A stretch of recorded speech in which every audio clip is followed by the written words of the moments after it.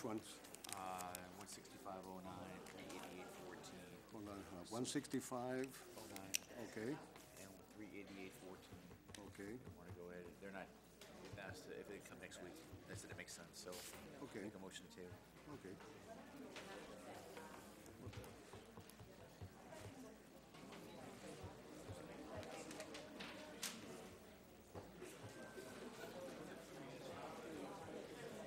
See, with What's that? Two housing matters, be tabled. I know, but I can't see the numbers. 165 and 3. We're gonna do.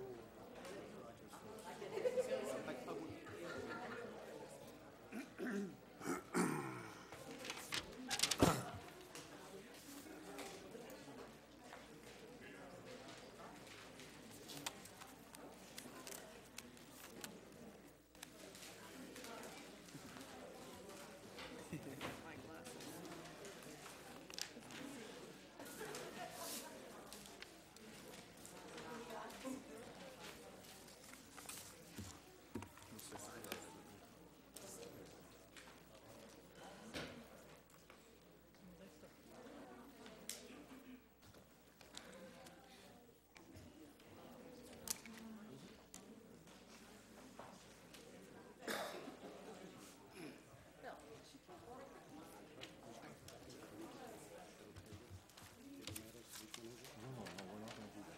Oh, that's right, we're gonna leave it there. Just this one. Is this one prior to public participation?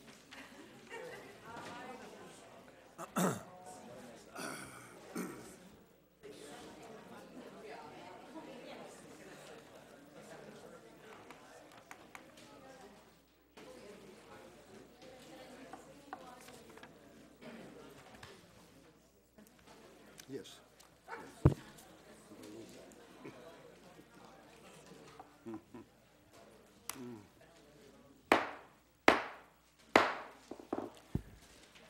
Good evening, ladies and gentlemen, and welcome to our first meeting, City Council meeting of the year 2015. I'm really happy to see so many people here tonight. Obviously, there is a great amount of interest in what is going on in our city, and I definitely want to thank you for coming in tonight. I'm going to ask you, because of so many of you, to be respectful to each other and to be respectful to the city councilors. I'm not going to allow anybody to be out of order or to display any anger or any ill statements or comments to any members of the city council. So again, I'm going to ask you to be respectful, especially to each other, because obviously most of you are going to, well, not all of you, but most of you have your own opinions,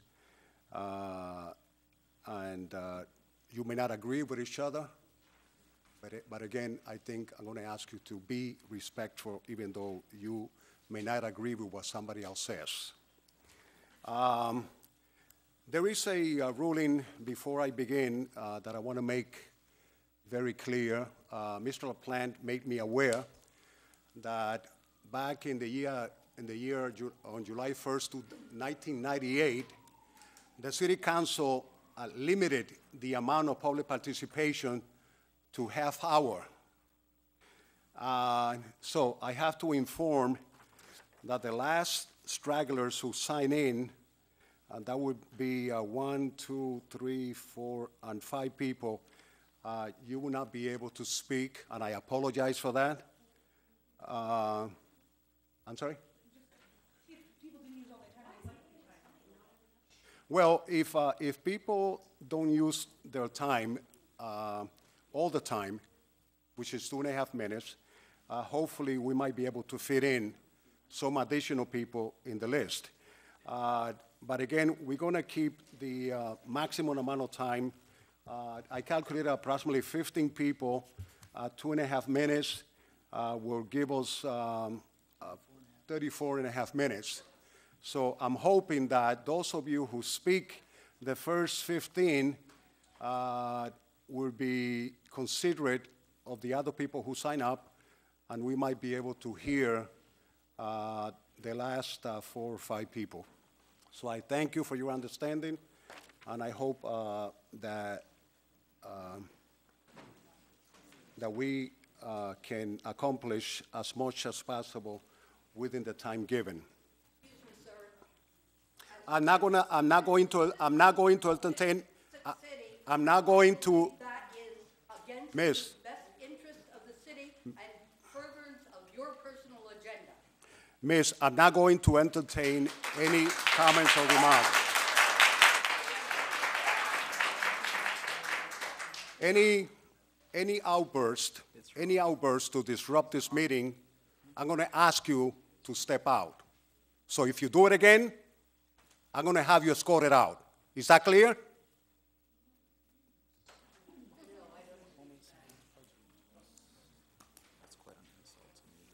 I would like to ask everyone to stand up for a moment of silent meditation.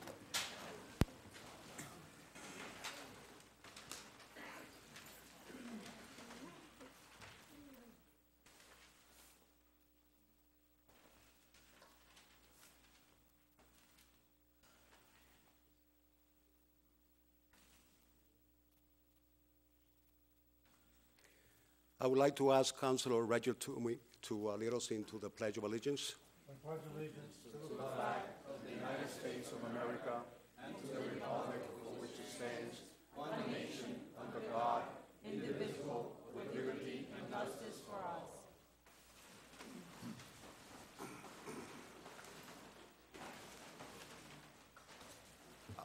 all. Mr. Clerk, roll call, please. Council Vasquez. Present. Council LaPlante. Here. Council Toomey. Here. Council Reyes. Present. Council Almonte. Noted. Council Aquino. Present. Councilor Bernal. Here. Council Vice President Alvarez Rodriguez. Present. And Council President Maldonado. Present. I would like to entertain a motion to accept the minutes of December 2nd and December 16th. So moved. Second. Motion has been made and properly second. All in favor, say aye. Aye. Opposed? The ayes have it. Councilors, I would like to entertain a motion to take document 815 out of order. Second. So moved. Second. All in favor, say aye. Aye. Opposed? The ayes have it. Mr. Toomey? Thank you.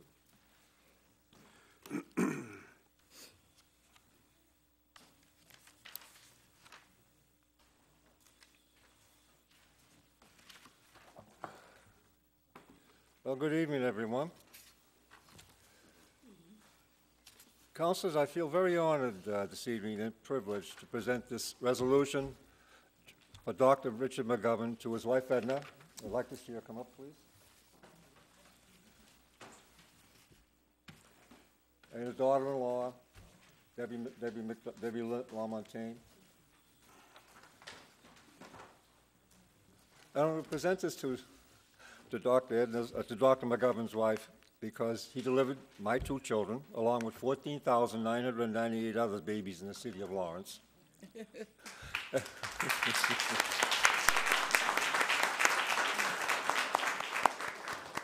And I want to thank publicly our cameraman, Billy Collins, for his dedication to the doctor. Bill very often visits the doctor and reads to him, something that the doctor loved to do before his sight failed him. You're a great human being, Bill. Thank you. This resolution. We, the members of the City Council of Lawrence, Massachusetts, by and through this resolution, hereby recognize and honor Richard A. McGovern, M.D., for 63 years of services to the many children, parents, and patients in the Merrimack Valley, and celebrated his 100th birthday as follows. Whereas Richard McGovern was born at home on Family Farm in West Andover on December 21st, 1914, as one of 4 children born of Sylvester and Catherine McGovern, attending grammar school in a 2-room schoolhouse. Whereas Richard McGovern attended Punchett High School, graduated in 1932, and worked at Cannibal Lake Park for 6 summers after it opened in Salem, New Hampshire in the year of his graduation. And whereas Dr. McGovern began his path to the medical field, working in pharmacies as well as teaching science and health at night school at Lawrence High between 1936 and 1941, spending 2 years at a local druggist shop until he took the state test studying on his own, applying to become an assistant pharmacist, and passing the exam 1 year earlier than the 3 years experience required. He later established McGovern's Pharmacy in 1938, which became a Tower Hill landmark, serving Laurentians for more than 40 years. And whereas Dr. McGovern received formal medical training at Middlesex College, now closed, interning at Jersey Medical Center and Lawrence General Hospital, where he learned his baby skills by delivering babies without charge for mothers who couldn't pay for medical care. And whereas Dr. McGovern also served as a captain in the U.S. Army Medical Corps in the Pacific Theater and Japanese occupation during World War II, and is believed to be the oldest veteran in Lawrence. And whereas Dr. McGovern was best known for his personal care and attention to patients specializing in care to mothers in labor, and would stay at the hospital during labor when other doctors usually went home. And whereas Dr. McGovern often relied on and worked with Dr. Nina Scorito, who was ranked first and second for the number of babies delivered in the Merrimack Valley. Dr. Scorito was number 1, and Dr. McGovern was number 2. Dr. McGovern estimates that he has delivered more than 15,000 babies, while Dr. Scorito delivered more than 20,000 babies. And whereas Dr. McGovern is well known for his kindness and care during childbirth, and is among the first obstetricians to allow fathers to remain in the delivery room and to encourage the Lamaze childbirth technique. His medical expertise has been a standard of medical care to patients at Caritas Holy Family Hospital in Methuen for more than 50 years, as well as patients to the Lawrence General Hospital and at his medical office. We, therefore, the members of the Lawrence City Council, recognize and honor Richard A. McGovern, MD, in celebration of his 100th year, and further recognize his many years of dedicated service, delivering life to our community with his medical skills and the ability, and hereby set our hand and cause the seal of the City of Lawrence to be affixed this 13th day of January 2015. Congratulations.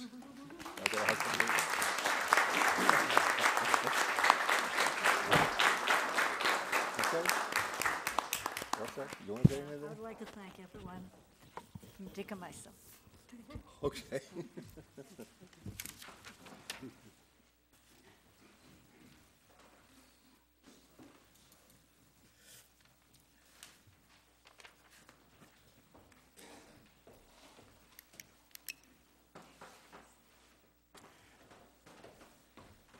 We will now have public hearing, document 2. I'm sorry, yes. Let me go into public participation. Again, I would like to remind those who are going to speak to be mindful of the others who may not be able to. And if you are able to limit your time, then others will be able to speak. The first person that I want to recognize is Joseph D'Amico.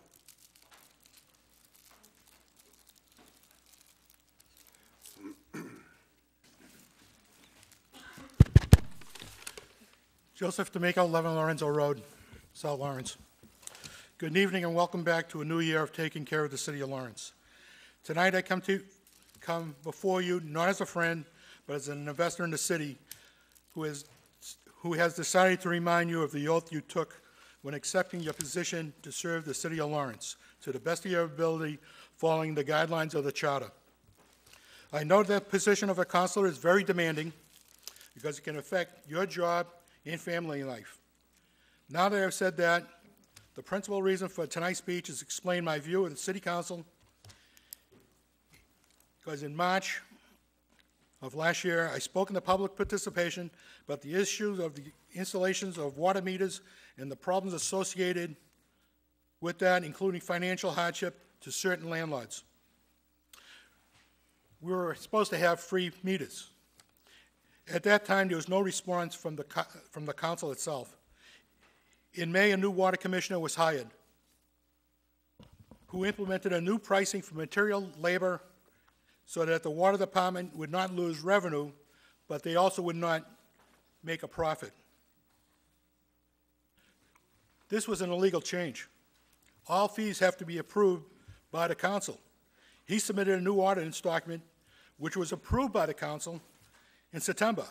My question, did you read the document, check to see if there were any addendums to be made, or did you assume that the head of the department who writes the document has included all aspects of the documentation, including the exception to the rule, hardships/grants for assisting property owners, and even a contract for all loans? Again, I brought this up in public participation, and again, only a few councilors responded to my speech at that time. I gave them a copy of all the documentation that I had received from different government agencies with detailed information showing how other cities complied with this problem. Again, feedback was limited, so on October 7th, I placed this issue on the council agenda. At that time, I received some response, but on November 11th, that document was tabled. It should be noted a majority of landlords with the same problem who had refused to have the new water meters in place are in North Lawrence and buildings were built in the 1950s. Plus, these landlords are being double whammy because speculators and community action groups are purchasing older houses and driving values up. Okay, thank you. The next person in line is Francis Clark. Ciorek. I'm sorry. I have to leave the light bulbs here because I need them for my house. I'm moving now. After 66 years. I'm going to miss my house. It was good to me. Well, my name is Francis Salak. I love Lawrence, so I'm going to say goodbye to South Union Street. Been there 66 years. Mrs. Sullivan left after 55. I sold the building to Arturo Chaveras. He's a good man. He'll take care of the building good for you. I got robbed Christmas night in northern Essex. I was tackled by a 23-year-old curly-haired guy. I'm not going to mention how much money I had. It's very traumatic to me. I was told, as a senior citizen, if the guy got caught, he could spend 5 years in prison. It's really bothering me a lot. I mean, I love my city. Oh, the police responded within 2 minutes. 2 minutes they were there. Bossy and a young girl. I apologize. I forget the woman's name. But they responded right away. They said, Francis, are you all right? I had a little cut here. That was nothing. But it didn't hit me that day. It hit me the next day. It bothered me. I'm a senior citizen going from my wife's house on 3 Broadway Court to, we'll say the Hamburg joint. Let's say the Hamburg joint. You all know where it is.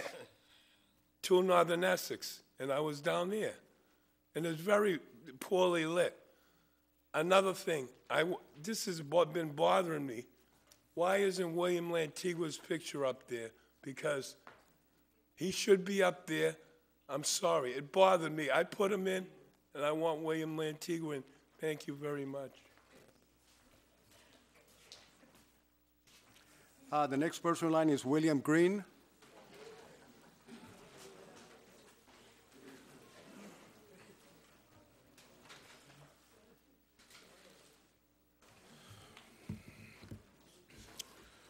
Thank you, Council President Maldonado.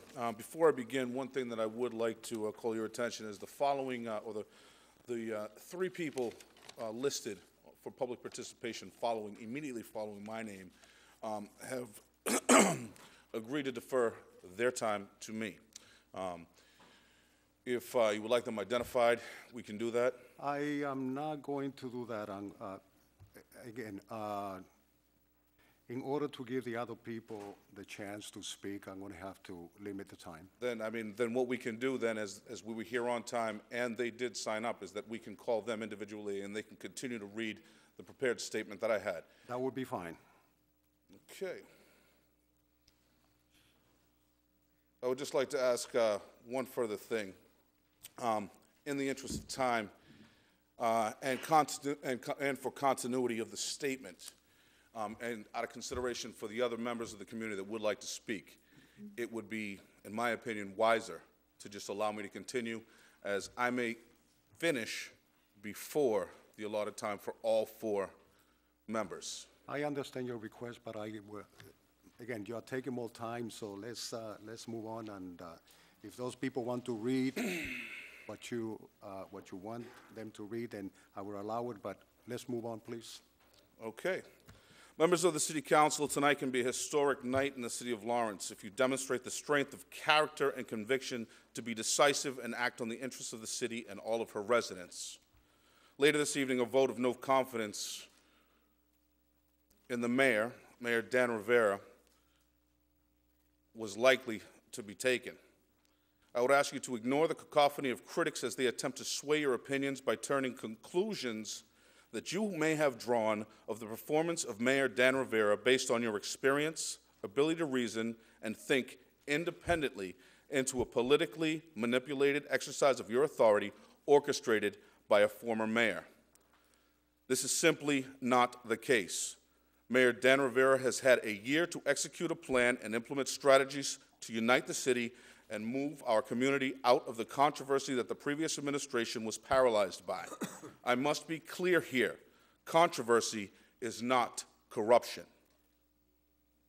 Yet Mayor Dan Rivera would have us believe that the former administration was nothing more than a mafia. Under the former administration's errors were made, as all men are fallible.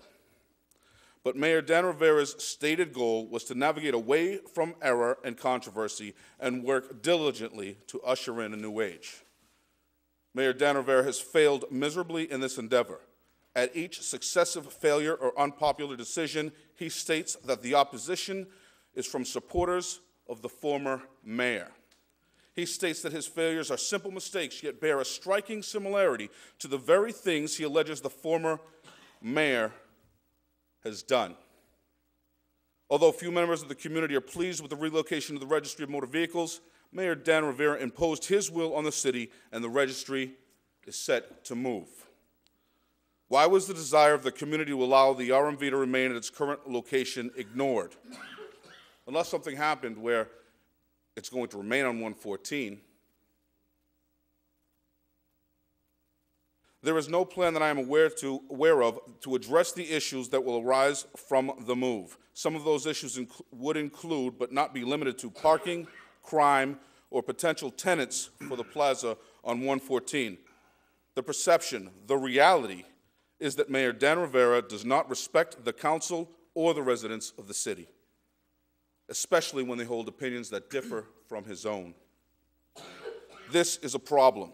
The office of the mayor is one of service. The mayor is to serve the city and her residents for a shared future. Thank you, Mr. Green. The next person is Stephanie Tineo.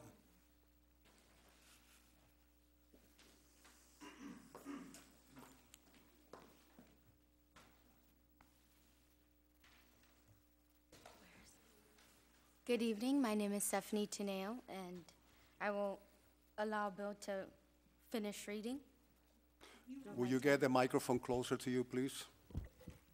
Good evening. My name is Stephanie Tineo, and I would like to ask Bill to continue reading. Go ahead. I'm sorry. You will need to read for him if you want to. Okay, you know what? I would, I object to that. I understand Okay. that, Mr. Green. I understand. The reason is we allow, and there are considerations made for other people. It is her time, and it is her right to speak. She has allowed me to continue to read it. This is. I understand that, but either she reads the rest of what you have, or we will continue with the next person.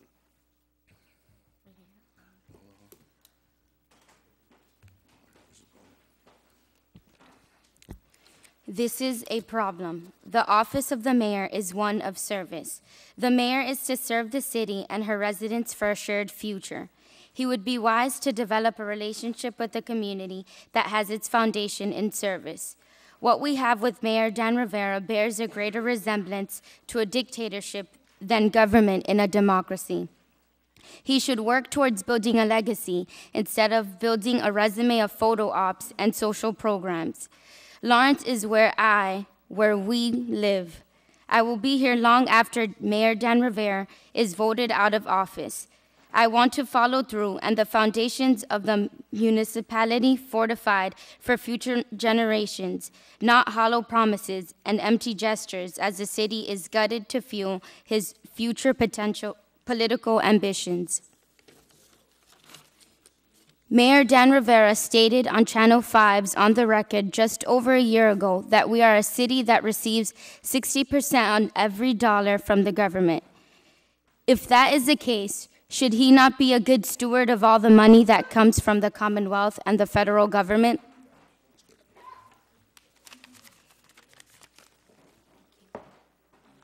Okay, we'll cut it short there. Thank you. The next person in line will be And before I do step down, Justine Valley and Francisco Teneo, they're not going to speak, okay? And again, I do object to this. Thank you. Thank you, I appreciate it. Justin Valley is not going to speak. Francisco Tineo is not going to speak. Wayne Haynes.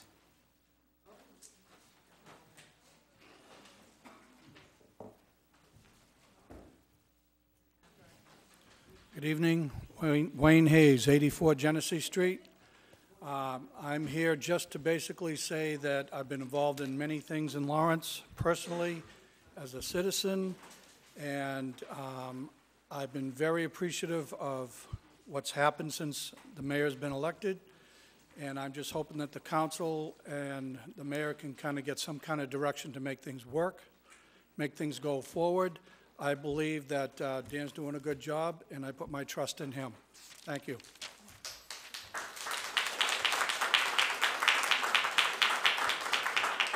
The next person in line is Johnny Castillo.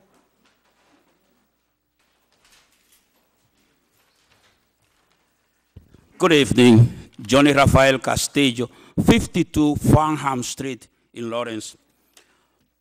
Before Mayor Rivera was sworn into office, some people said they were going to do a recall on Mayor Rivera. They were going to recall. Now, there was no reason for it, just hate. What happened now is that they're looking forward to a no-confidence vote so they can have a reason to grab on and continue with this purpose of recalling Mayor Dan Rivera. It appears to me that the city is getting on its feet. The city is going on the right direction. When you have the outgoing governor of the Commonwealth of Massachusetts, DeVault Patrick, a Democrat, helping our city the last year, and then you have a Republican governor, Baker, coming in less than a week, he's already helping the city of Lawrence as well. If both Democrat and Republican are giving us a hand, it means that we are going in the right direction. We cannot turn this around back. Now, I would be mad with the mayor if he comes here and tell you guys, you don't know what you're doing, come to my office, I tell you what to do your job. I'll be offended by the mayor. Same thing, I'm offended by any city councilor who tells the mayor, you don't know what you're doing, come to my office and I tell you what to do. So, I just want respect for the mayor that I voted for. And I want respect for you also. I respect this chamber. I respect each and one of you. The city of Lawrence cannot go back to the lips of Howie Carr, Michelle McPhee, and their likes. We were disrespected all over the state. People are respecting us now. Why some people want to turn this back? Pull us back into the era of Lawrence is a dump, Lawrence is a this, is a that. We are doing fairly well. There are so many things that need to be done yet. But we are going in the right direction. And I ask you to say no to a no-confident vote on Mayor Daniel Rivera. He's doing a great job, and so are you. Thank you.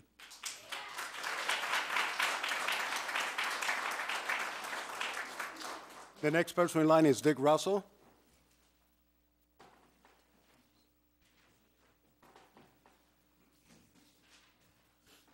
Good evening, councilors. My name's Dick Russell. I reside at 34 Cross Street, and this is my translator. Maggie Lee. You are still going to get the 2.5 minutes. No problem. 6 of you were present when the previous mayor practiced the tactics you are condemning the present mayor for. Where were your moral, ethical, and political outrages 5 years ago? It's apparent that the saying, do as we say and not as we did, is appropriate here. 6 de ustedes estaban presentes cuando el previo alcalde practicó las mismas tácticas que ustedes hoy están condenando al presente alcalde. ¿Dónde estaba su coraje moral, ético y político 5 años atrás? Es aparente, haz como decimos y no como hicimos, es propio aquí. Now, back to your resolution of the vote of no confidence in Mayor Rivera. Wouldn't a recall attempt against Mayor Rivera be a better move? You councilors are lucky that recalls only apply to elected officials with terms of office over 2 years. Ahora volvemos a su resolución para un voto de no confidencia para el alcalde Rivera. ¿No sería mejor un atento a un recogido de votos contra el alcalde Rivera? Ustedes, los consejeros, tienen suerte que esto tan solo aplica a los elegidos oficiales con términos de más de 2 años. Algunos de ustedes están desencantados con el alcalde Rivera, pero los ciudadanos de la ciudad de Lawrence aparentan estar relativamente felices con él. Some of you may be unhappy with Mayor Rivera, but a lot of citizens of the city of Lawrence appear to be relatively happy with him. The same can't be said for some of you in your job performances. Do the job that you are elected to do and not the job that a few of you perceive your job to be. Lo mismo no se puede decir del trabajo de ustedes. Hagan el trabajo al que fueron elegidos y no el trabajo que algunos de ustedes piensan que es su trabajo. Like a lot of people in this room, I am full of it. That's it. I got another 30 seconds. Okay. That's it? Thank you. Council President? We will continue with I'm sorry, your 2.5 minutes are over. They have 30 seconds. Oh, okay, I apologize. Continue. Como muchas personas en este cuarto, yo estoy lleno de cuotas. Esto es, como decía Walter Cronkite, cuando se acababa su programa de noticias. Así es como es. And as Walter Cronkite used to say, as he signed off from the evening news, and that's the way it is, Tuesday, January 13th, 2015. Thank you.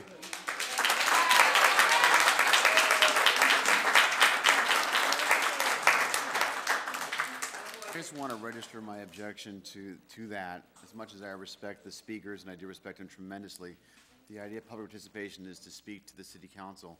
I think all of us haven't mastered the English language, and I just think that it was unnecessary to have a translator present. I just want to. Council President, for clarification only purposes. No. I'm 2 not going seconds. to allow any conversation right now. We're told that We'll continue. no comments could be directed to the city council as a whole. So therefore, they're speaking to the public. It doesn't matter, but they're speaking to the public. So they have the right to speak. Order. Okay, I'm not going to allow, if I'm not going to allow any outbursts from the audience, I'm not going to allow it from our city council. So please be respectful to each other, okay? The next person is Brenda Rossi.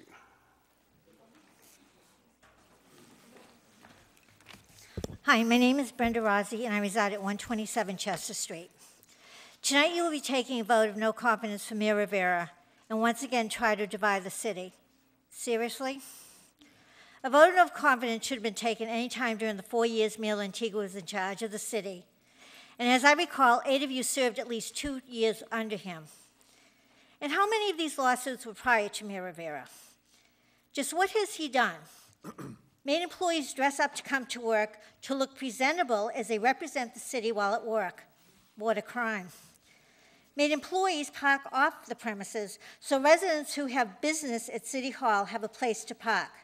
For 4 years during the previous regime, there was no parking for residents or around this building because that's where the employees were allowed to park, even designating a spot for the mayor. As I recall, Mayor Rivera turned that into an Employee of the Month spot, another crime. How quickly some of you forget how you were thrown under the bus by the former mayor. If not for Mayor Rivera, you would not be sitting here today. All I can say is, thankfully, 2015 is an election year, And with any luck, those who think the mayor is not doing a great job will not be sitting here next year because the voters will have their say. I think a vote of no confidence should be taken for some of you, and if I would ask the audience, how many give you a vote of no confidence? How many would stand up? Let's find out. Who is with me in a vote of no confidence for some of our councilors? Thank you.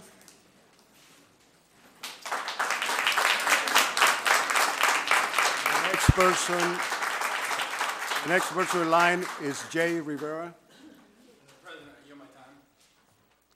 Thank you. The next person in line is Eileen Sharkey.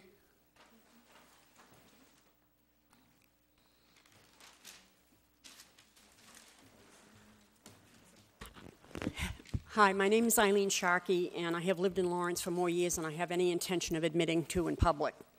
5 years ago, though, I left the city for a job in another state, and then I've just come back a few months ago. When I left, Lawrence was absolutely moribund. It was it was gasping its last gasps. My neighborhood personally had multiple crime issues. We had transient neighborhoods, people moving in and out. Some of the houses were blocked off. There was no sense of the future and no sense of movement. Now I've come back 5 years later after Mayor Rivera has been in office for a couple of years, and I know that a lot of my friends and family in disparate groups have supported him, but I didn't know what kind of an effect he had had on the city. Now I feel as if the city now has a sense of standards. We have some hope has been raised. There's a sense of a future. We've got a neighborhood association that's well attended not only by the mayor or one of his staff, by Representative Devers, by our councilwoman, Eileen Bernal, by the police chief, by the fire chief, by police officers who are in the neighborhood. People are paying attention, and my neighborhood has improved drastically as a result. We have families who are moving in, owning their own property, raising families in the neighborhood again. I'd like to see Lawrence continue this forward motion under the leadership of Mayor Rivera, with the participation and the support of the City Council, because you've all been in the trenches for a long time, I know that, and everybody has to work together, as well as those of us who are residents. Thank you very much for listening to me. I appreciate your consideration.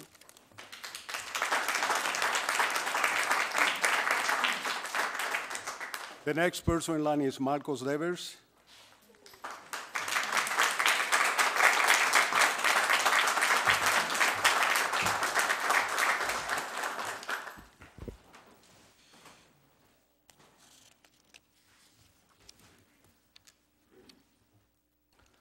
Good evening.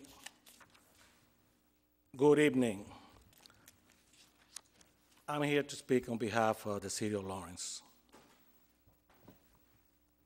Good evening, Honorable Council President and Honorable Councilors, staff, and audience. I am here to address the proposed vote on no confidence by the City Council members, or some City Council members, against Mayor Dan Rivera. We, as a city, have undergone a resurgence over the past year. It has been recognized throughout the state and beyond. Many elected officials, and I mean leadership at the state level and federal level, and respected community leaders personally come to me to recognize the hard work that has been done in Lawrence. And I would say that includes all of us. We have drastically improved in many aspects throughout the city. And we know some of those facts and details.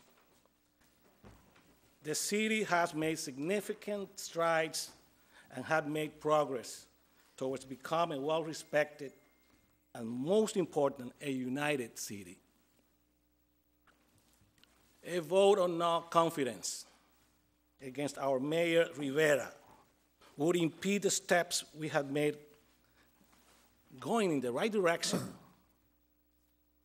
It will taint the good image Lawrence enjoys that helps Lawrence lawmakers like me gain access to funds for the citizens of Lawrence.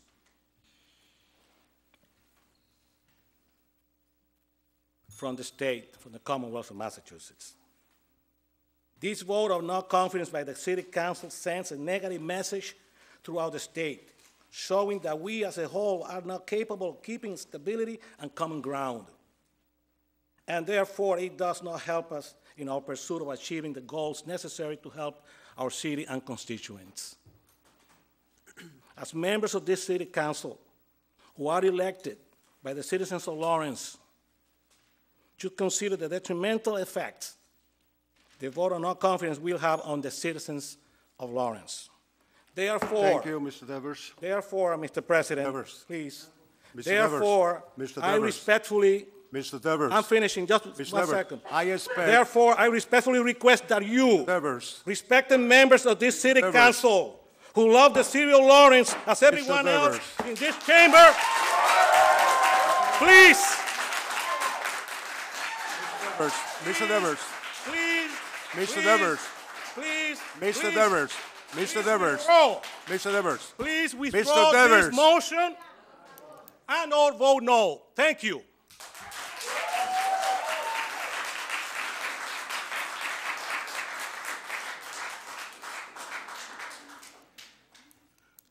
The next person in line is Javier Negron.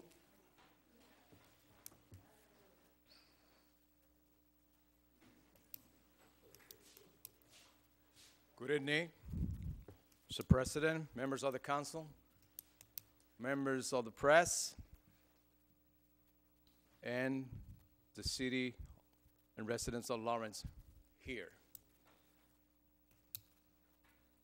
A vote of no confidence to our Mayor Dan Rivera would not affect or hurt him or the city. It will affect some of you councils in the next elections. Thank you.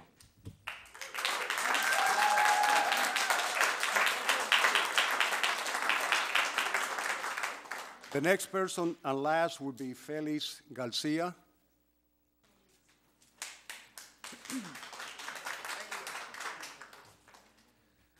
Good evening, Council. My name is Felix Garcia. I live 72 Beacon Street, Lawrence, Mass. I live here in Lawrence for 30 years. I served 8 years in the military service. To vote no confidence against the mayor is no good for you guys. Remember, we got election in November. You have to guys to remember this. November. And Philly, no. Philly work with a lot of you guys. How you guys, all my family. I got more than 300 boys in my family around here. I know a lot of people, and they told me it's not good. This city moving forward. Everywhere you go around Boston, anywhere, they talking good about this city. We got a good school, and we have to work together. That's what I thought. Don't vote no confidence against the mayor. Thank you. Thank you. That ends public participation. We will now move on with public hearings.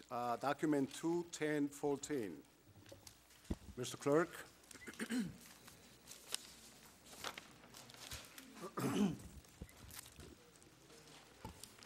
Document 210, 2014.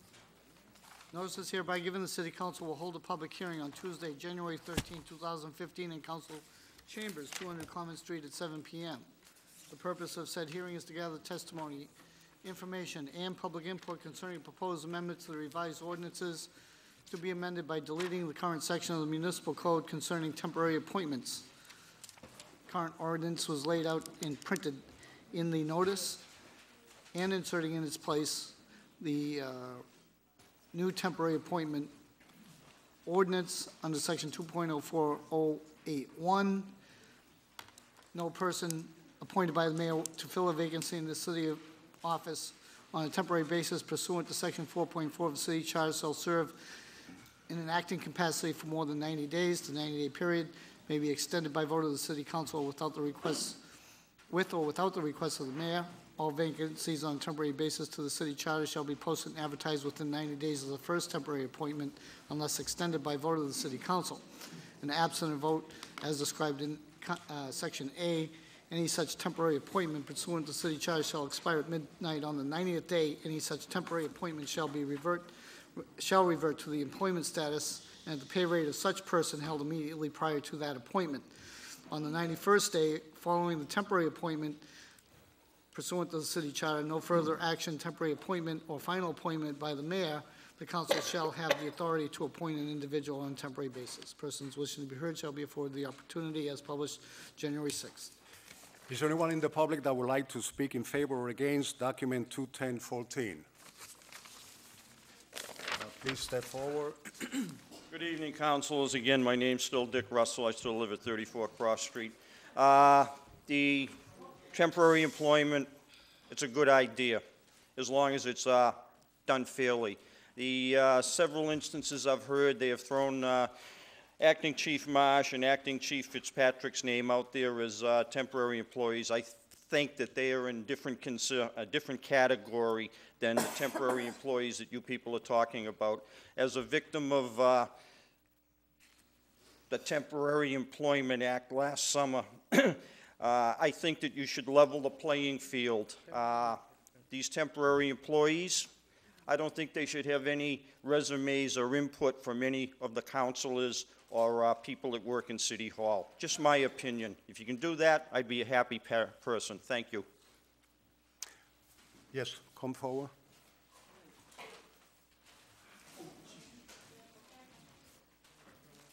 I'm sorry.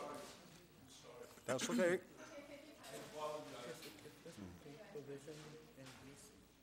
My name is Francis Salak. I live at 260 South Union. I'm a city employee, and it took me 3 years to be made permanent. I think after, whatever the council says, if they think 120 days is reasonable, let the council vote on the 120 days. You know somebody after 120 days, but don't string them along. Don't string a supervisor along. If it says 6 months, temporary supervisor, that's it. They give them the money because they're doing the job. I know, I've seen supervisors there for a year, 2 years. It isn't right. Be fair, that's all. Be fair, that's all. Is there anybody else from the audience that would like to speak to this document? Please identify yourself. My name is Katie Jowen, 14 Mount Auburn Street, Lawrence. Good evening, councilors. My only comment on this current proposed ordinance is that in the event we got all the way down to D, where the council would have to appoint someone to a temporary position, this language does not appear to have a sunset or an end date to that appointment. And I believe that all temporary appointments, your intent is that there would be a time limit. So I would support having language that also puts a time on any city council appointment. Thank you. Is there anybody else?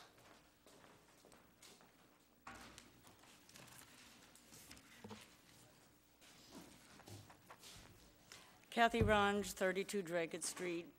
I was just, I just lost it here. I was looking at the Muni Code, and they define temporary appointment or temporary position as a position chosen from a list of qualified candidates. That's what it says. Now, I don't know if that's addressed in this particular ordinance, but I think there should actually be a list of qualified candidates, a list that gets kept on record that the temporary appointment gets chosen from. That's all. Thank you. Is there anybody else in the audience that would like to speak to this document? Please come forward.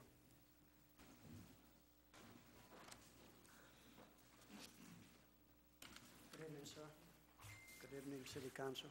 really proud to be here in front of you. I'm proud to see all of you guys. If that document that you speak of in reference to temporary employment refer to our chief of police and our fire department, I feel that we are pretty much be wasting time because we have qualified men here who've been doing the job for God knows how long. I have my confidence on all of you. I cannot tell you how to do your job, but it is paramount that we should consider our city is going through a minor crisis when it comes to crimes and other positions and other things, situations that happen within our city. This is not related to any political view from anybody, but it is related to the fact that we have a chief of police, whether he's new or old or have no experience, it's only for him to prove. He's been there for a long time. That's the reason why he was appointed as a temporary chief.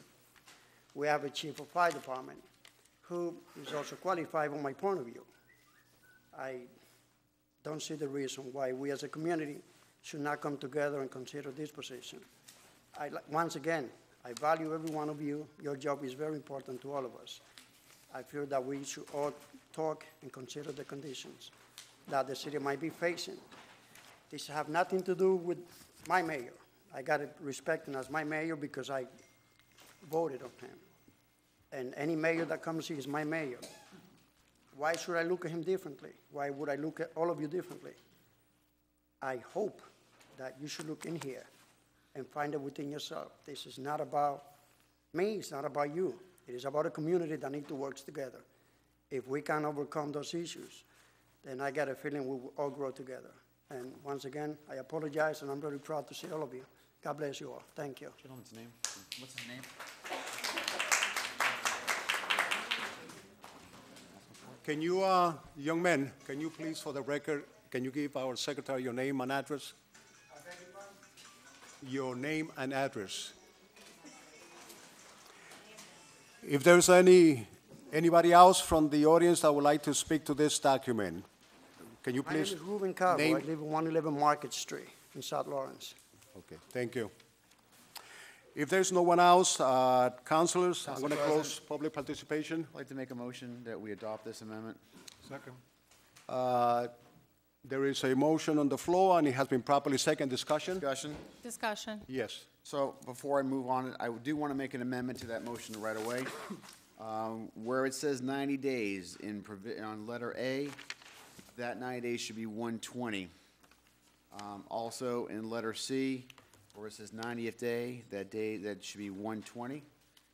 And then on letter D, on the 210th day, following the appointment pursuant to section 4.4 of the city charter, without further action, temporary permanent final appointment by the mayor, the city council shall have the authority to reduce the amount in the budget by that amount. And those are the amendments that I'm making to that document, and I'll explain why. Can you, before, you are making your motion with those amendments. The person that seconded the motion. Doesn't matter. But can you just repeat them? Okay, go ahead. So, and the reason, I put this on the agenda, I'm sorry, there's maybe some questions about what the timing is, and I'll repeat myself. Would you mind, Councilor President, You want him to repeat? all those, Sure. those too many. Okay, I'm sorry. Letter A. Letter A, The first and second instance of the word 90 should be 120. Oh, in addition to that, the first sentence shall say, no person appointed by the mayor to fill a vacant city office on a temporary or provisional basis. Provisional should be added to that. Letter B, and I'm sorry, thank you for asking for this, all vacant positions filled on a temporary or provisional basis. The rest of that's accurate. On letter C, absent of voters described in paragraph A above, any such temporary or provisional appointment shall expire on the 120th day.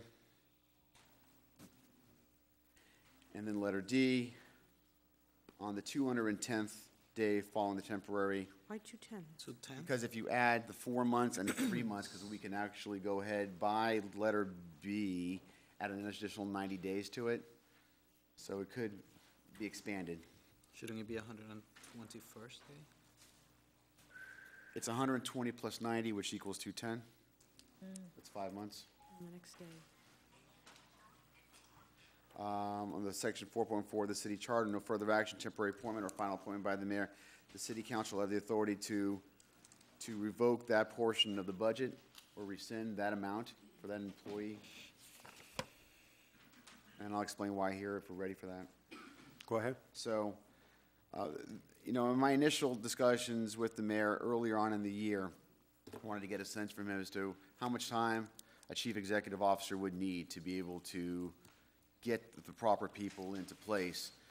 And that's the number that there was some comfort with, and I wanted to reflect that sentiment with 120, which is essentially 4 months, and then it allows the city council, if he needs more additional time, to get an additional 3 months for a total of 7 months. Oftentimes, the reason why I put provisional in there is that there's this, I don't care who the mayor is, but there's this huge loophole on provisional that allows somebody to be there for a long span of time without having it become permanent. So what I'm trying to do through this is to try to reduce or eliminate that loophole.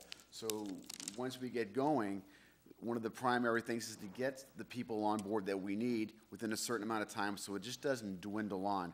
Keep in mind, this ordinance is already on the books. We're just expanding it a little bit and tightening it. I'll answer a question in a second. And the last thing is I feel uncomfortable with the way D is on here. What I don't want to do, the mayor is the chief executive officer. He is the hiring authority. I don't like the chief executive. He's the hiring authority for the city. I don't want us to take over the hiring authority. I don't think that's really our place. But I do understand that there needs to be some way to make sure that, that this is adhered to. And so I think that it's not, I'll grant you right up front, this is very imperfect because we have an imperfect charter, we have an imperfect way that we're doing things. It's a strong mayor's form of government, but the best of my abilities, I think the best thing that we can do possibly is to just rescind that amount of money if we're not able to get it in the right time. And then, of course, if the need be, the mayor could always, at some point, potentially reintroduce something at some point. But I just don't feel comfortable with us making the hiring authority because I don't believe that that's our role. So that's, in a nutshell, what we're looking to do. Mr. Toomey? Do you have a question? I'm sorry? Do you have a question for Mr. LaPlante? Yes, I did. Okay. Go ahead. Thank you, Mr. President. Thank you, Mr. Tony. Counselor, I know that you're referring to, you say at midnight, right? On the 120th day. What letter? So there's a time frame. What letter? That's C. Then it would read at midnight on the 120th day. Is that so? Yeah, 120 is the number, correct? Right. Now, oh, sorry. I don't think it's working again. There's a conspiracy. They don't want to hear me. Thank you so much.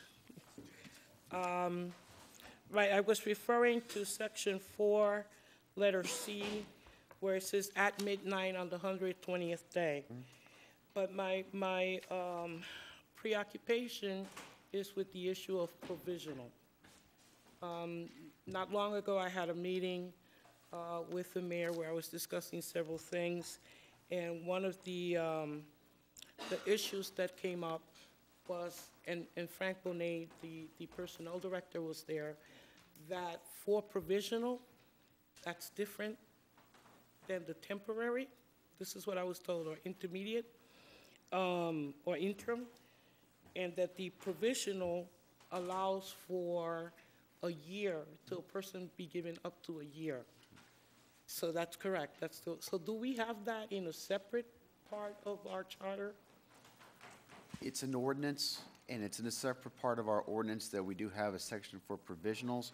Uh-huh. What the intent behind this proposal is to is to eliminate that 1 year and streamline it down to the maximum of 7 months.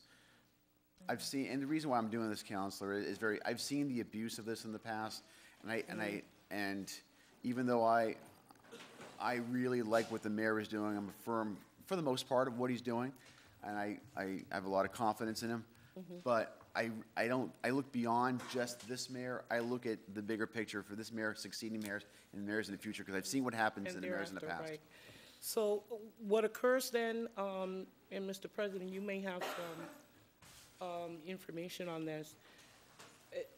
There is a person who currently falls under provisional and who's been given up to 1 year in order to meet the criteria for being able to get named permanently to that position. Do we think that because it's going to take some time for this to actually become law? Because I know this is part of the charter revisions, so we have to This go. is not part of the charter No, revisions. just separate? Ordinance. Yes, it is. Just a separate ordinance? So it will go into play after 30 days, and that would affect that person? That's correct. There's a discussion, I'm sorry, there would be a discussion as to when this takes effect. Clearly, we already have something on the books. I would be of the belief that, you know, we're going to adopt this. You know, we can discuss when does the clock start ticking, and I'm open to that discussion. Yeah, I think it's important to have that discussion because it's been the practice since I've been on the council. Then when I was away, I don't know if it was changed, but it's been the practice of our government, of our local government, to grandfather people in who are already in place and were going to be affected by that new ordinance. So is that something, Council President? This ordinance is going to affect any temporary or provisional employees that go beyond the 90 days. And that will be effective 30 days after this ordinance is approved by the City Council. All right, but then my issue is with the person that was hired as provisional, and provisional allows to 1 year.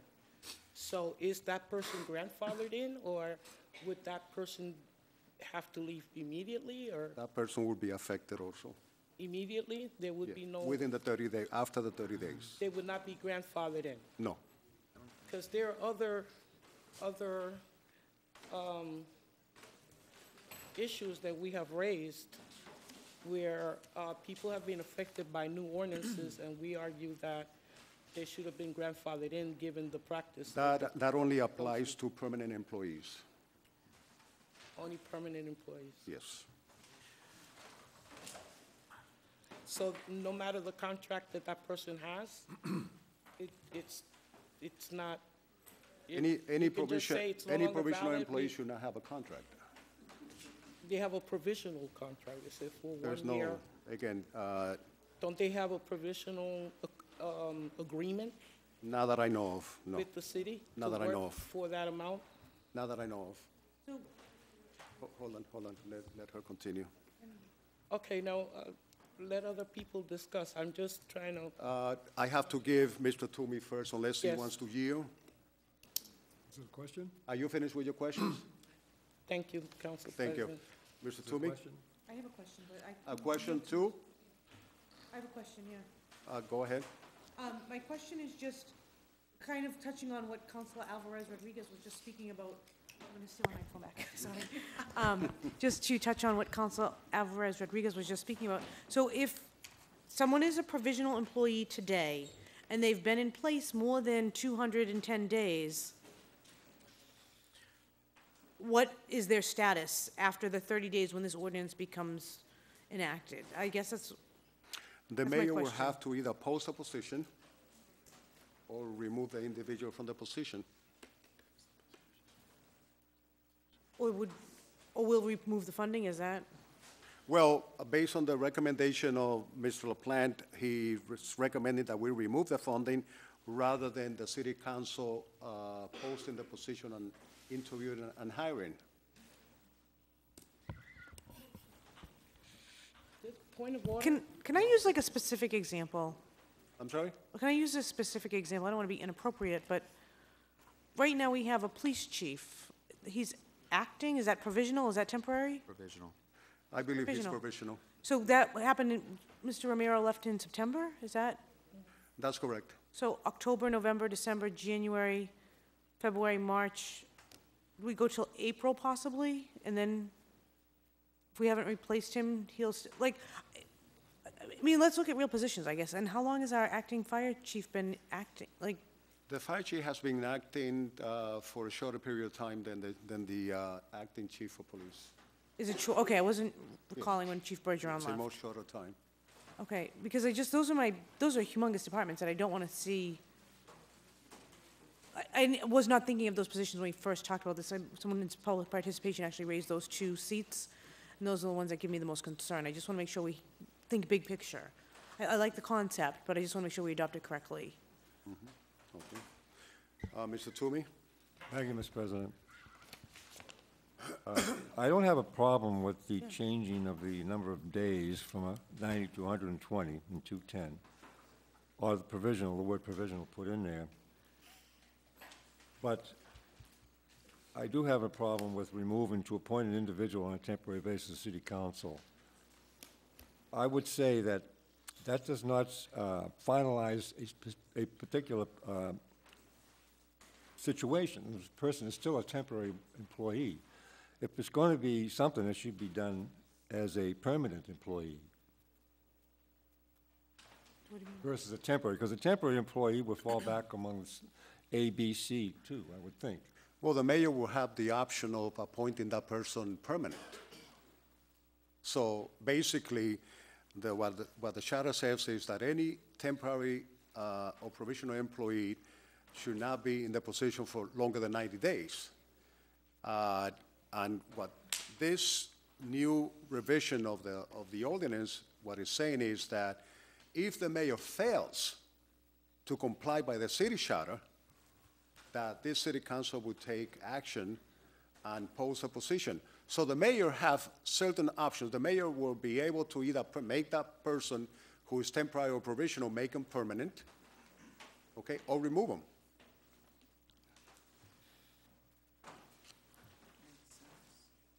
Again, too, we're talking on the first 210 days, according to Councilor Plant, following the temporary appointment or provisional appointment pursuant to Section 4.4 of the City Charter, with no further action, temporary appointment or final appointment by the mayor, the City Council shall have the authority to appoint an individual on a temporary basis. That word temporary is all throughout this whole thing. It means there's a time limit on when that person is in that position. And so that means this person, if it is appointed by the council and approved, would just fall back under all of the Section A, B, and C. There's no closure to it. There's no what? No closure. There's nothing definite.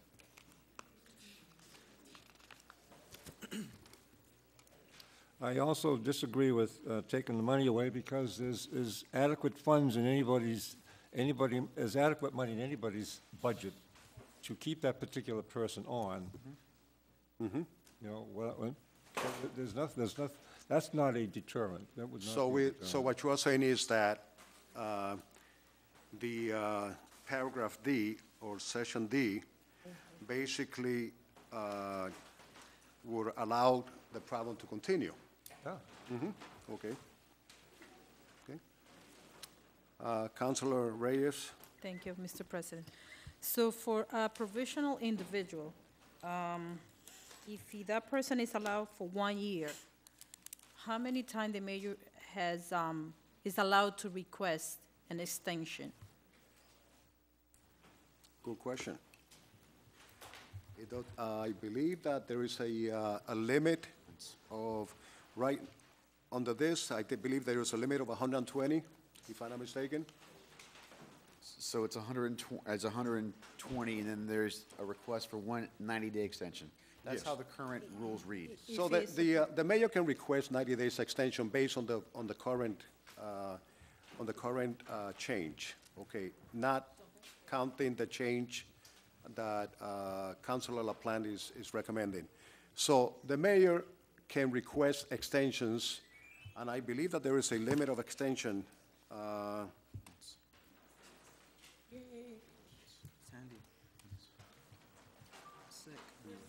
I think the maximum, if I'm not mistaken, was one extension. Okay. So if that person is allowed provisional, who is allowed 1 year, so he still can request an extension for another 1 year? No, that person will not be there for a year, only 90 days. Okay. Okay, and the mayor will be allowed to request an extension for that person for another 90 days. Which is going to apply for the temporary employers too? That's also. Provision. Okay. Mr. Vasquez? Thank you, Mr. President. I understand the points made by Councilor LaPlante in reference to making the amendment and changing the dates. I personally will prefer to keep it as is and make sure that it stays at 90 days rather than bringing it to 120 days. And if it does were to go through in Section D, where he mentions 110 days, if I do my math correctly, it will be actually 121 days rather than 210. I still don't understand what he got that 210 day. If it's to remain similar to what we have and just adding the days, I don't see where the number's coming from. I honestly don't see the 210. Good question. Yes. So, I'm sorry. And then I have I want him to answer that. Yes, And then I have another point. Go ahead. So if you combine the 120 days, which is what this amendment does, it allows the mayor to provide for someone to work for 4 months, either provisionally or as acting. If they're unable to find a permanent individual for that, or that thing expires in that amount of time, he or she has to come back before the city council and ask for an extension of 3 months. So if you add the 120 plus the 90 to 3 months, that equals 210 days. So what happens is I needed to find a way to be able to insert the 200, keep in mind that there may be an extension, and that's why the 210 is there, in case there is an extension. If that was the case, then the ordinance, the proposed ordinance as written, it shouldn't say 91st. It should actually say 181st.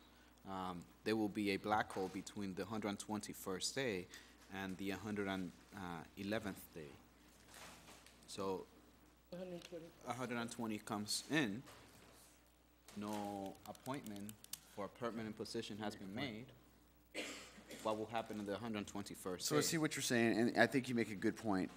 If that 91st should, and you make a good point, should be 121 days based on the amendments, and I accept that, and I will make that change to be consistent on paragraph D.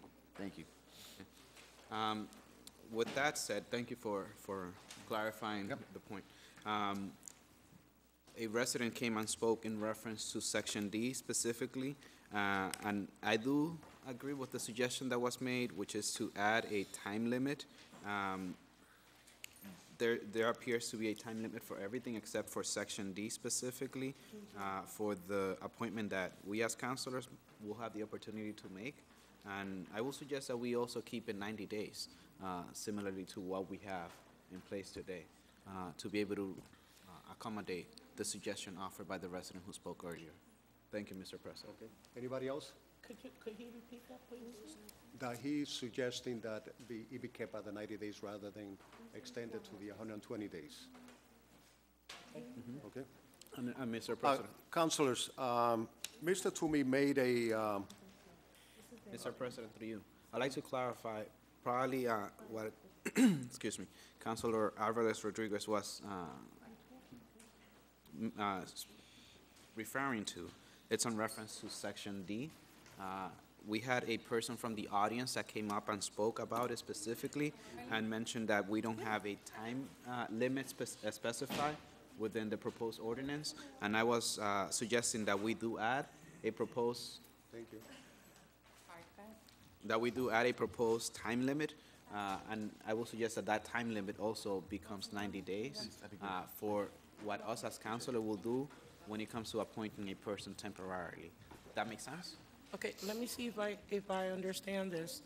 So you're saying, are we saying that after the first time that they asked for 90 days, for an additional 90 days, that there should be no additional extensions? No. Is that the time frame? So, if you read section D, it says that we are, if the motion were to pass, correct? The ordinance will basically allow us to make an additional appointment temporarily if on the 91st day no action has been taken by the mayor, suggesting that we either approve or not approve the particular temporary employee. What will happen is that we will have the opportunity to appoint another person temporarily, but there's not a time specification as to how long that temporary position will be held for. It just says temporary. Temporary, it's very open at this moment, if you read in the last sentence, because it doesn't have a time. Temporary in here could mean 2 years, because it doesn't specify it. Okay, so when you say we as the we city as a council. city or we as a council? As a council, As the council As a council. will be able to appoint someone yes. if by the 90th 91st. day, 91st. 91st day, the mayor has not made a decision or has come down to ask for an extension. Either 91st or Okay. 121st as proposed by Councilor LaPlante, either or. So you weren't requesting that we reduce it back to 90 days from 120th day. You're saying in section D, we should be given 90 days to appoint that new person? No. The council? If we make an appointment, a temporary appointment, it should also last 90 days. So on the 91st So day, even the it will appointment that the expire. city council makes should last 90 days? Correct. But they would have to have somebody right away the 91st day? To be able to appoint permanently, yes. We will need to have a permanent appointment after that. So that would be We should be interviewing during the 90 days. we're going to be interviewing during the 90 days? Well, the See, appointment that's that- the problem I'm having. If it's the 91st day and we're supposed to appoint someone, where are we appointing from? And, why don't we have some time to decide who we want to appoint? See, I don't think that's indicated here. What I envision happening is, on the 91st day, no action, let's assume no action has been taken by the mayor's office. The city council, whether it is this particular body or anybody within, the next 10 Anybody. years or Right. whenever the situation comes, what will happen is that on the 91st day, the council will have to decide whether or not we want to provide or give a temporary position to any particular person. If there's no individual that is currently qualified to hold that position, my assumption will be that the personnel director, whoever it is at that moment, will have to give us options. Open up an application for anyone who's qualified to apply for the position at stake. We will have to start the interviewing process if necessary. And at that moment, we will have to appoint a person. All right. So we will do So interviews. shouldn't section D have some sort of indication that there will be a process, not to expect that the council on the 91st day would know who to appoint? I agree with you. I completely agree there. Because And on the if that's not 91st day, indicated we might here- not have is another option. We might not. So that's why I think there should be some indication here of what process the city council would be engaged in. Whether, there was another discussion, some dialogue from another constituent who referred to there should be a list of qualified people from which we should. So I think maybe that's, I agree. we should take it from there and say, yeah, there should be a list, and we will get that from the personnel director or whatever. I think it should be more defined. I agree. I completely agree with you. Councilor Plant? So just to recap, regarding that last debate, I'm taking that all out of there with the amendment. The amendment just doesn't talk about us hiring, so it doesn't have that question about timing. It's a question, we're taking, the budget is being cut, number one. But I also fully realize, and the council to my right is absolutely right, it's very imperfect. I mean, there is no perfect way to do it. We don't have the tools in our arsenal to go ahead and actually mandate this to work. So what we can do is send a certain signal that we want to see things happen in a certain direction. And he's right. If the hiring authority makes a decision that they want that person to stay on there beyond the 7 months, or as long as that person wants, there's still probably money in the budget to make that happen. There's no way that I can see that we're going to get around that. We can't hire. We have the power of the purse, but the hiring authority has also powers that can move money around to keep that thing going. So it is imperfect, and I'll admit that right off the bat. The other point that we talked about is the transition of it, and I think that the councilor from Mount Vernon is right. We have to figure out what it is for the transition. I think in any kind of transition on these things, we need to we can't just kind of jump in here and change the rules midstream. And so I think if we're serious about this and we're going to move this thing forward, based on the examples we're talking about, I think the clock starts ticking upon the date of that this becomes active. So the 30th day after, unless we should make it, and 30 days afterwards is when the clock 30 starts days after ticking. we approve Because it? I think what we're looking long term here. We're looking not just this year. I think we as a body need to be forward thinking. We need to think about this course this year, next year, the next city council, the next mayor. 20 And years so from today. we should try to make this a forward-thinking resolution rather than just, and so I think that if we start the clock ticking, like I said, in 30 days, that would provide some adjustment period so that we can make this thing work without, all of a sudden, we're tying the mayor's hands. We don't want, I don't want to tie his hands. I want him to succeed. I want him to be able to make this stuff work. And so I want him to have that ability to make that happen. And so if we give him that 120 days, and if he needs another 30 days, but I will tell you this, as a counselor, I don't think that if the mayor were to come down to us now, after something's been along this for a year, I'm not going to be so inclined to grant an additional 90 days because we've already had a bunch of time already. Right. So I would be more forthright in saying, you've got a lot of time, make it happen in the next 4 months. Any other? I have a quick Councilor comment. Montes? I'm just gonna get some more. Extended in this body of government would be the 120 days, but as far as I can remember back, I have always had 90-day provisionary period.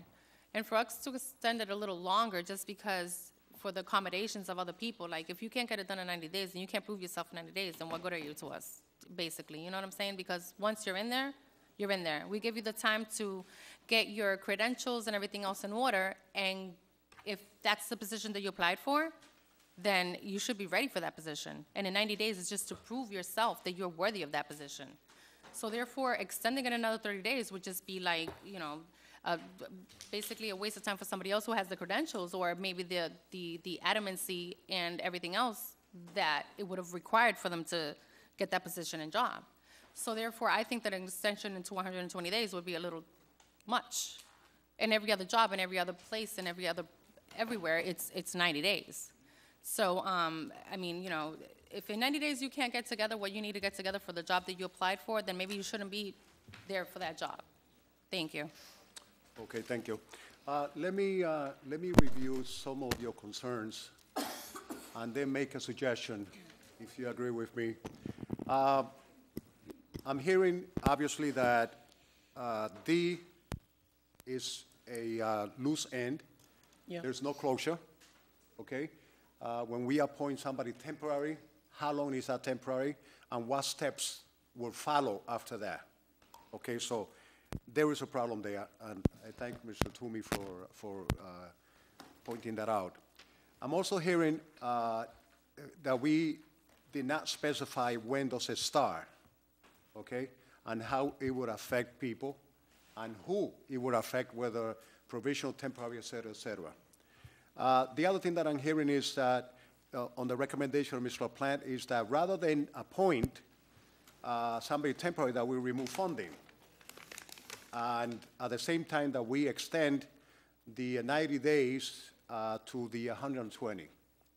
So there's a lot of suggestions here, which makes it very hard for us to make a decision.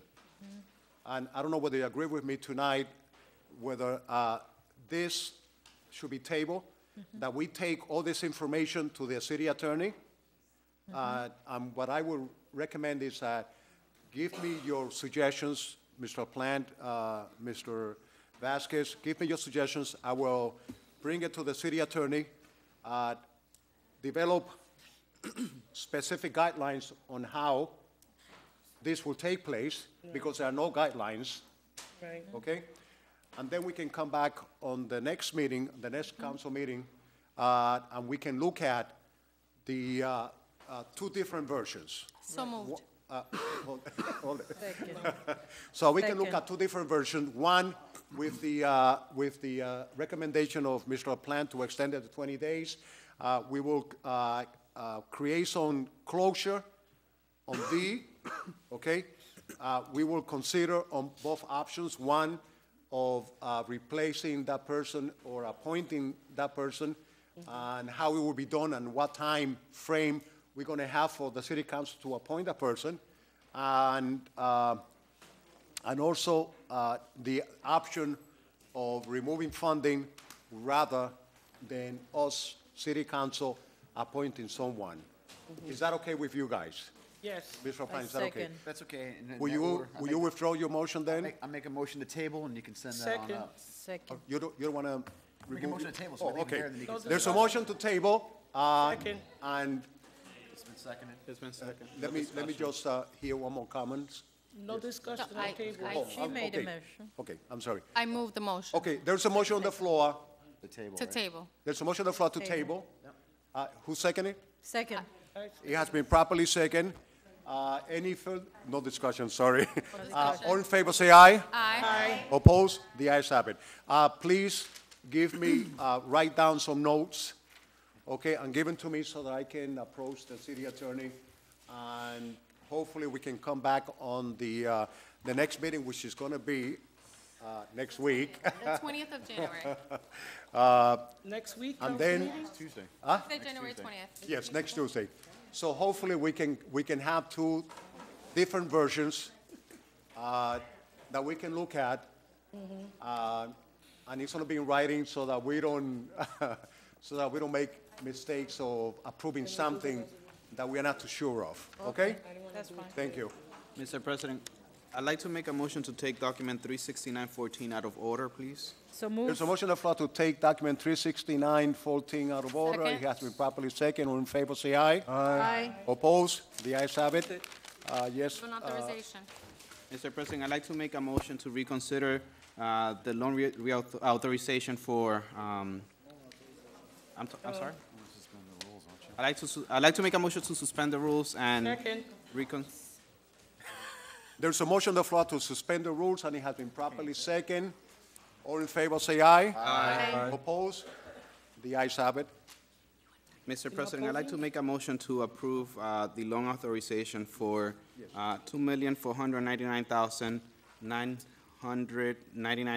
$2,499,999.97 for Second. public safety Second. capital expenditures. Second. Second. I'm sorry, I was, I didn't hear your, what, can you repeat your motion? My motion is to approve Who a loan seconded that? authorization for $2,499,999. I'm sorry, I'm going to repeat the number.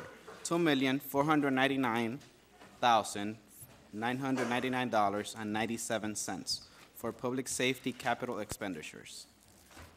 Okay, so there's a motion on the floor to approve that the city go out and take a loan of $2,499,999.97. Do we, okay, we suspended the rule for reconsideration of the vote. Suspend the rules and to make a motion to reconsider. Okay. I make the motion to reconsider. Okay, so do we need to take another motion to reconsider? That's the motion to reconsider. Second. Yeah, we suspended the rules. Okay, so we suspend the rule to reconsider. Okay, so again, there is a motion Make a motion to that we authorize the city to borrow $2.499, $999.97. And it has been properly said. Who seconded the motion? I second it. Okay, discussion. Discussion. Yes, Just real We're gonna be quick. here all night. Go ahead. I'm sorry. I'm sorry. Go ahead. Go ahead. So this is real quick. This is dealing with the license plate readers. I'm not typically a huge fan of the ACLU, but in this particular case, there are 4 provisions that I think are also as part of the policy that is in there, but I want to read these very quickly, and I'll be happy to provide this to the police department so they don't need to write notes after the word so they can have this. These are the 4 points when I deal with the license plate reader that I think their policy should have to protect the honest citizens of the city of Lawrence. Number 1, license plate readers may be used by law enforcement agencies only to investigate hits and other circumstances in which law enforcement agents reasonably believe that the plate data are relevant to an ongoing criminal investigation. Number 2, the government must not store data about innocent people for any lengthy period. Unless plate data has been flagged, retention periods should be measured in days or weeks, not months, and certainly not years.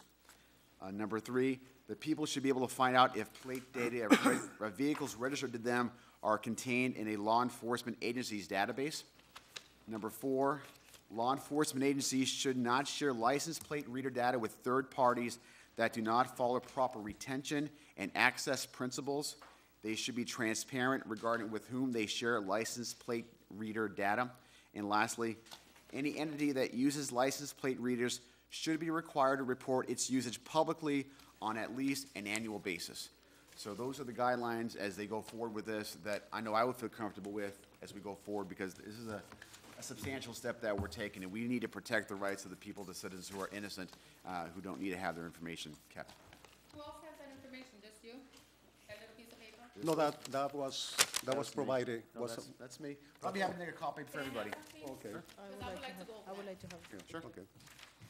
This is actually, for counselors or anybody else, I'll read it in a second. This is actually on the ACLU's website, aclu.org, and it deals with ALPR, license plate readers. Yeah.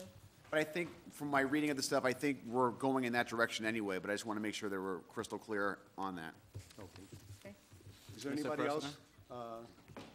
Are you? Yes. Go I ahead. thought we were gonna take this item out of order in some other time, because I do want to change my vote, but I want to explain why. I want to change my vote because I don't want the taxpayers to pay for this. I do want to change my vote because I understand we're not gonna be able to pay with the free cash money that we have because of all the lawsuits that we are gonna be facing.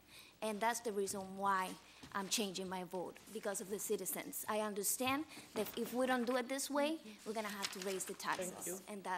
And the project, it's a great project. When it was in the subcommittee meeting, I express myself how I feel about the project, but it's this reason why, where the funding is coming, why I voted against it. But now I have the information that we're not gonna be able to do it with the free cash because we don't wanna raise the taxes. Thank you. Thank you.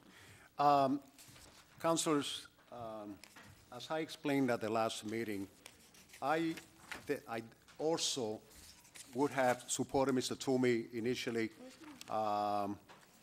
in voting that this money be taken out of the $9.5 or $9.6 million of free cash. But again, you guys have been informed and you have become aware that there are several lawsuits that we are facing, and that eventually we may have to pay, in some cases, a lot of money for damages. And when Mr. Iannello was questioned as to where that money was going to come from to pay for those damages, he mentioned, if I'm correct, that it would have to come from raising taxes. And obviously, I don't think anybody would be very happy if this council or the administration will recommend that we increase taxes. I think the taxes are high enough. So, in order to protect the taxpayer and keep that money safe for what we're going to have to pay, I'm definitely going to support it also. Okay? Councilor. Alvarez Rodriguez. Yes, Council President, I am for it, as I mentioned in the last discussion that we had, mostly because I believe that it is important to have a savings that other people can see and other investors can see. This is similar to when someone wants to buy a home. If they have at least a minimum of $3,000 in their savings, they have a better chance of getting a nicer loan package than they would otherwise. So I understand how it is important to have some of the savings grow so that we can look stronger economically. Although I do understand the discussion that took place just a few minutes ago. Thank you. Thank you. I'm going to call, I'm sorry, Mr. Toomey. Thank you, Mr. President. After the meeting, when after the meeting where this particular item didn't pass, I called Mr. Iannello and I spoke to him, and I said, if you could get the approval of the overseer as to which way is the best way to go, I'll go along with it. He did. He talked to the overseer, and she sent down a note stating that the best way to go for this particular item is to go out for a loan of $2.5 million. So I'm going to be changing my vote to positive on this. Okay, one last comment before we take a vote. Thank you, Mr. President. This is more for information purposes. I know that not necessarily everyone at home knows what the $2.5 million will go to. And quickly, it's two loans that we are requesting here. One is for the police department. The second one is for the fire department. The one within the police department is for 12 police vehicles and 3 license plate readers. On the amount, the total amount for the police department will be $431,112. And for the fire department, it will be for a fire ladder truck on the amount of $1.2 million and renovations within 4 fire stations. The total amount will be $2,068,887. The police department's loan will be 5 years with a 0.5% interest rate, and the fire department's loan will be for 20 years with a 2.5% interest rate. Thank you, Mr. President. Okay, let's take a vote. All in favor, say aye. Aye. Aye. Oppose? No. Roll call. Council Vasquez. Yes. Council LaPlante. Yes. Council Toomey. Yes.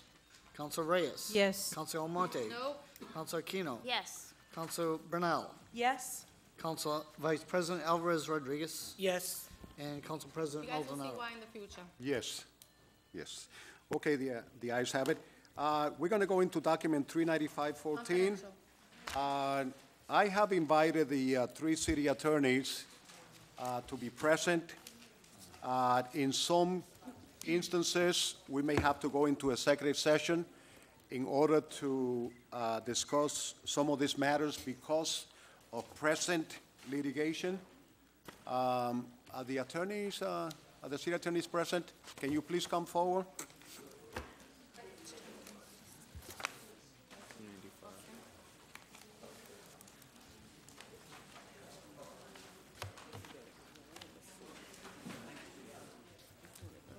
Please come forward.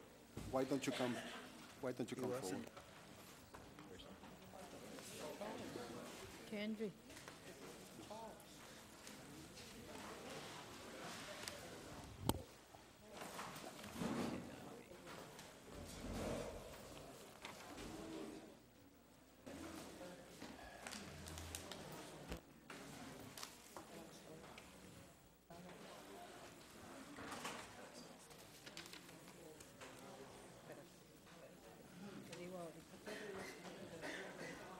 Councilors, I think that the first thing that we should do is go into executive session to discuss those matters where pending litigation are present, and then we can come back into the public session to discuss the things that we can discuss publicly.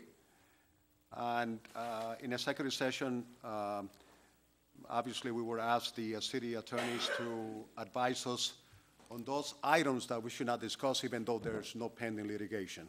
Okay? So I would like to entertain a motion to go into executive session. So move second. There's a motion on the floor to enter into executive session. It has been properly second. Discussion? Can I ask you to identify the specific pending litigations that you will be discussing in executive session? I believe that's required by the open meetings law. There are several. We should not, okay. Again, it would be simply pending litigation. I would not mention the cases. Then I'd like to go to the record. Daphne, I think Okay. session would be illegal. I think you're required by law to state the case. We're being advised by counsel. Yeah, okay, thank you. Thank you, appreciate it. Oh, look at Charles. Okay, there is a motion on the floor. There's a motion on the floor to go into executive session. It has been properly second. All in favor, say aye. Aye. The ayes have it. Opposed? Okay. Ladies and gentlemen of the audience, we don't know how long we're going to be in executive session, but if you feel like waiting, please do so. And as soon as we are finished with the executive session, you will be informed to come back into the chambers. Thank you.